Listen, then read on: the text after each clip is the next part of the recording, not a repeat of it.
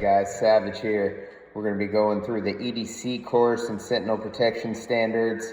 This week we're going to be covering lighting, different forms of lights, flashlights, which ones to use, what styles I like, what I carry on me on my day-to-day, and some ideas for you guys to use to add into your collection. When it comes to lighting, there's a lot of different types and styles out there that you can use.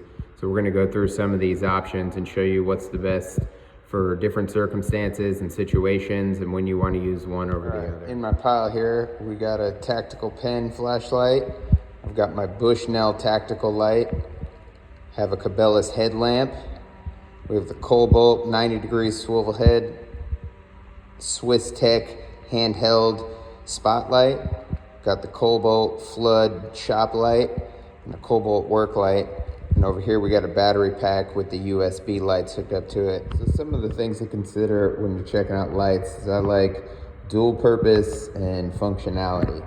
So a lot of these have some pretty nifty features, like the Cobalt battery here. It's got a big battery pack. It also duals as an in and out port so that you can use as a C cord to C cord charger.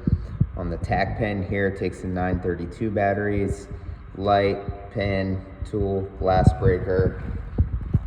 On the tactical Bushnell light here, we got the 123 batteries, which also double purposes for my IR lights. So I like carrying those where you have batteries that also work with my other tools, the double A's.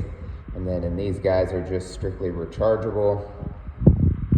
And then over here, same deal, uses the Cobalt charging system. And then I can dual purpose these with the USB ports. So it's a nice thing to consider when you're carrying lights and stuff to make it work for multiple purposes. If your batteries run out of your lights, you can transfer them into tools or vice versa. It's just nice to consider when you're carrying stuff and you're limited to space. So each of these lights all has a general purpose for what they are used for and how I use them. I like to use the tack pen light. You know, you lose shit in the car, down the side of the seat in the endless abyss there, and you just need a little bit of light to get through that. It's a nice reading light. The 90-degree Cobalt light is great. I can hook it on my belt and kind of shines out forward when I'm out snake hunting and stuff.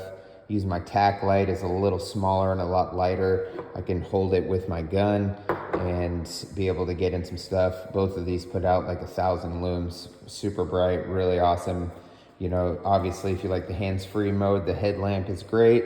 When we're, you know, searching for stuff, looking for pigs, working on the truck, and you need your hands to be free, this is an awesome option for that. But don't recommend using it in a gunfight because then they're aiming for your head.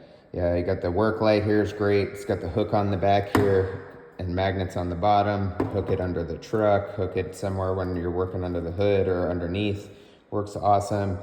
The hand spotlight is like 2,500 lums. I use that for gators and snakes.